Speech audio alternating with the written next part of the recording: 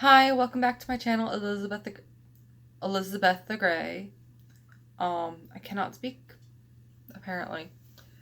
I wanted to do a video that I'm sure other people have done. That goes without saying, because Lord of the Rings has been out forever. Yeah, it's on Lord of the Rings. And let's just get into it. So, I wanted to talk about the connection between Gimli, Galadriel, and a character that we don't know if you've only watched the movies. Feanor. Now, Feanor gets a lot of bad rep for some good reasons. Let's just jump into it. This is going to be dealing with why Gimli got 3 hairs instead of none, like Feanor. So, it is said by the Eldar that in addition to her beauty and radiance, Galadriel held also the light of the 2 trees of Valinor within the locks of her hair. And it was then that her first cousin Feanor took interest in those locks. And I quote, "For Feanor beheld the hair of Galadriel with wonder and delight. He begged 3 times for a tress, but Galadriel would not give him even 1 hair. She wouldn't give him a single strand, She was a woman who was strong-minded and strong-willed, which, I can understand why she wouldn't. Anyway. Quote, "From her earliest years, she had a marvelous gift of insight into the minds of others, but judged them with mercy and understanding. And she withheld her goodwill from none save only Feanor. In him she perceived a darkness that she hated and feared, though she did not perceive that the shadow of the same evil had fallen upon the minds of all the Noldor, and upon herself." And that is a quote from the Unfinished Tales. Feanor's request was said to be made with boldness and pride, and he wished to use the locks for his own advancements. And there are also some people who think that the act of giving a lock of hair, a strand of hair, like you see in all the movies, cut off your hair, here, now you have my hair. But there are some who say that the act of giving a lock of hair is a way of giving oneself to another. And in her youth, Galadriel, she was a prideful woman. She needed no man, she wanted no man to bind herself to. She wanted to do her own thing. She wanted her own path. She wanted her own realm to rule, even at a young age. So she chose not to grant his wish. And I quote, "These 2 kinsfolk, the greatest of the Eldar of Valinor, were unfriends forever." The darkness that she had seen was that of the treachery and the malice of Melkor. We all know who he is. And if you don't, I'm about to reveal. He'd already been planting his seeds of doubt in the minds of the Noldor, turning them against the Valinor, and vice versa. After being turned down, Feanor created the 3 Silmars. If you don't know what those are, hopefully the Amazon series is going to get into it, but it doesn't look like it will. But I can always do another video on the Silmars later on. They were beautiful gems that were said to hold the true light of the 2 trees. And they could not be touched by evil. At least that's what they said.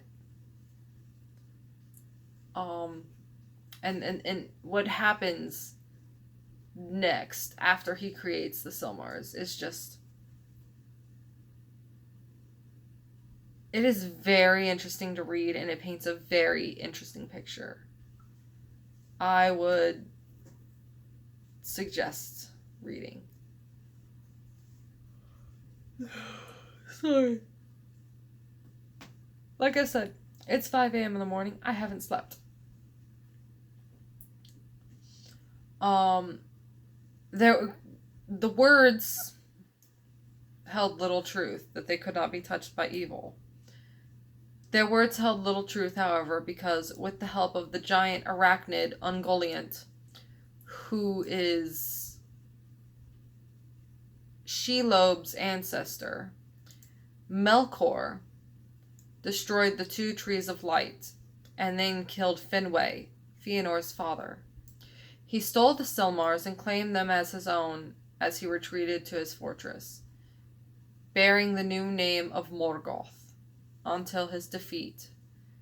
And Meryn, soon to be named Sauron, his most powerful servant, took up Morgoth's place and continued his work until the end of the Third Age.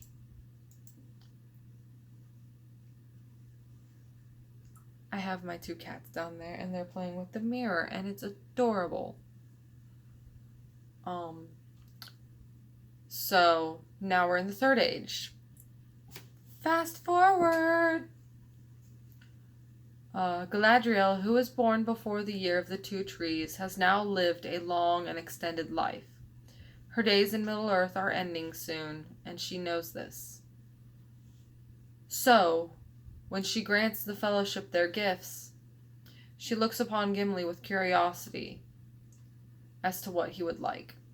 And this is what she says. This is how the conversation goes in the books. I quote, "Yet surely, Gimli, son of Glóin, you desire something that I could give. Name it, I bid you. You shall not be the only guest without a gift." And he goes, "There is nothing, Lady Galadriel," said Gimli, bowing low and stammering. "Nothing unless it is permitted to ask, nay, to name a single strand of your hair, which surpasses the gold of the earth, as the stars surpass the gems of the mine. I do not ask for such a gift, but you commanded me to name my desire." The elves stirred and murmured with astonishment, and Celeborn gazed at the dwarf in wonder, but the lady smiled. Quote, "It is said that the skill of the dwarves is in their hands rather than their tongues," she said. "Yet that is not true for Gimli, for none have ever made me a request so bold and yet so courteous.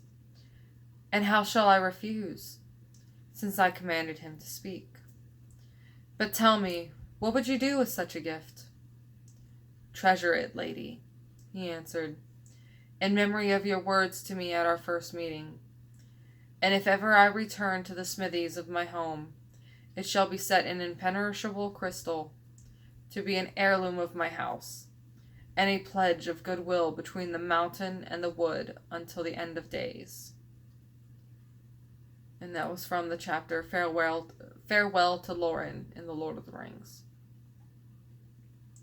The words he was speaking of happened to be these. And forgive me if I pronounce anything wrong. I learned how to read through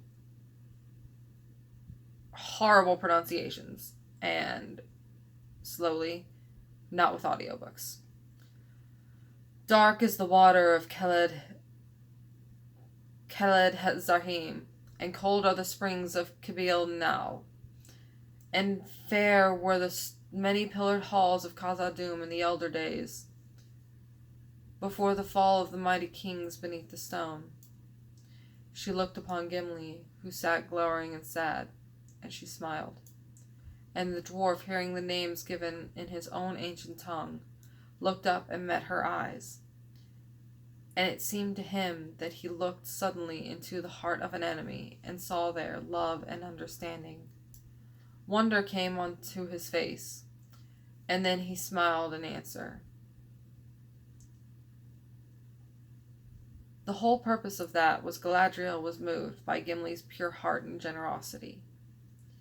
He wasn't asking for a strand to improve his skill.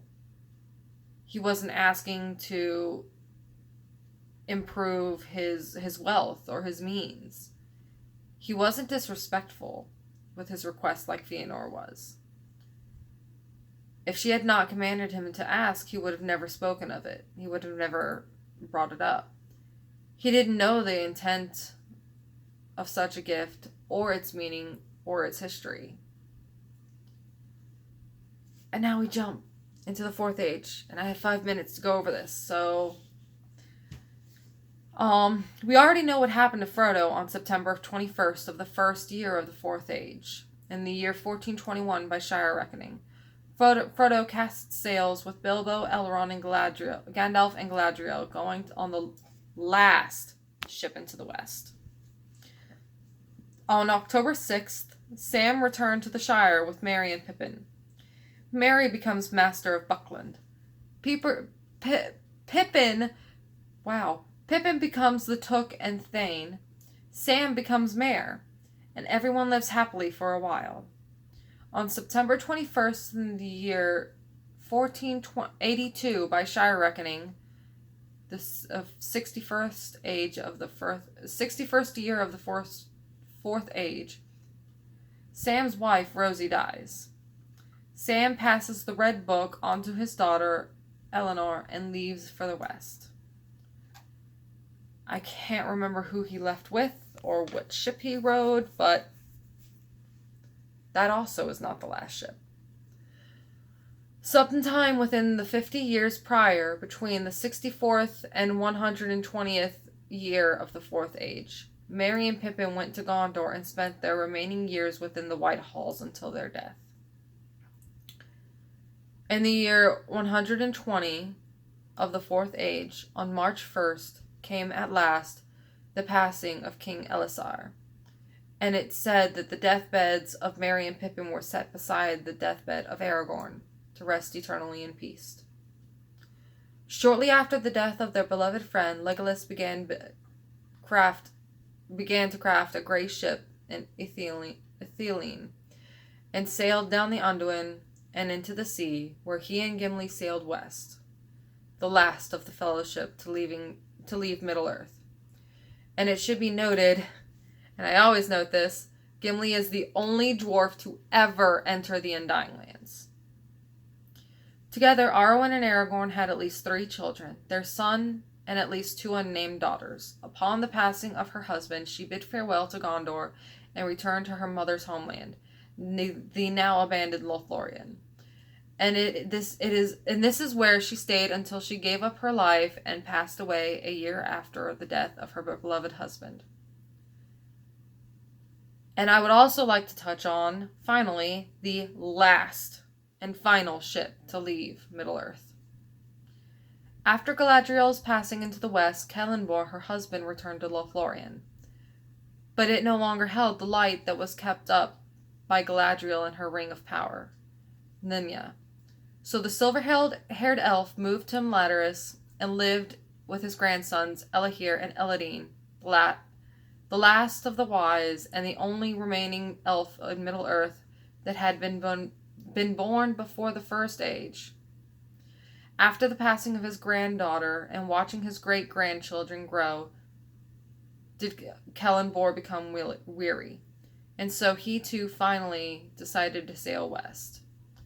This was, finally, the last official ship to cross the sea. And I might note, this is a quote, with him went the last living memory of the Eldar days in Middle-earth.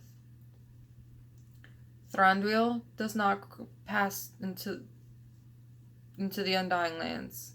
He stays in Middle-earth now that he's reclaimed his home forest. Elahir and Eladin, the twins, we don't know. It never stated. That's all I got for now. I hope you guys enjoyed it. If you want to subscribe, if you want to like, please do so. Please comment. I love reading your comments. I always comment back if I can. And I hope everybody stays safe and healthy. I hope nobody gets sick. And those of you with kids at home that are parents like me, good luck.